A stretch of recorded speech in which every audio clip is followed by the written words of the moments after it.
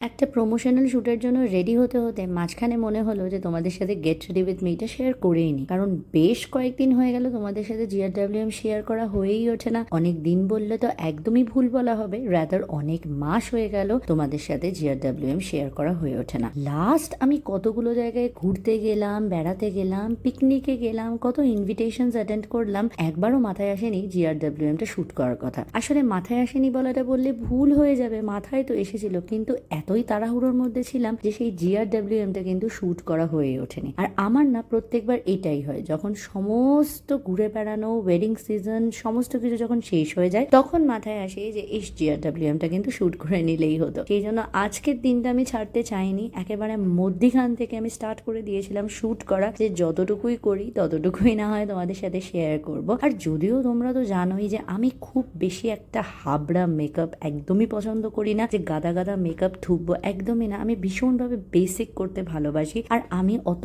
Pro না সত্যি কথা বলতে। ওই কাজ চালানোর জন্য যতটুকু দরকার ততটুকু হয়েই যায়, আর একটুখানি ভালো দেখালেই হলো, আমার আর কিছু যায় না। সেই জন্যই তো দেখলে নিশ্চয়ই আই শ্যাডোটা কিভাবে অ্যাপ্লাই করলাম হাত দিয়ে। আমি কিন্তু সবসময় এইভাবেই অ্যাপ্লাই করে এসেছি। তা কেমন লাগলো আজকের লুকটা অবশ্যই কমেন্ট করে জানিও। ভালো লেগে থাকলে কিন্তু জানিও। আর এরকম শুট কি তোমাদের পছন্দ? তাহলে আমি এরকম ভিডিওস আরও দিতে থাকবো।